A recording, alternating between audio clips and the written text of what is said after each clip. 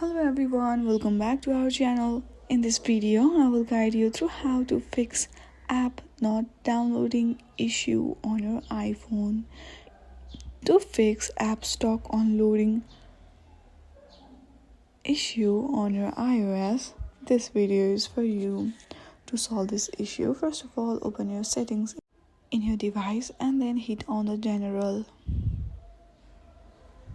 From here, select date and time zone. Now make sure that your time zone is correct. Once you check that, hit on the transfer or reset iPhone and then select erase all contents and hit on the continue and select erase iPhone. Once you do that, your issue will be solved. I hope you like this video. If you like this video, then please do not forget to like and subscribe to our channel. Thank you for watching.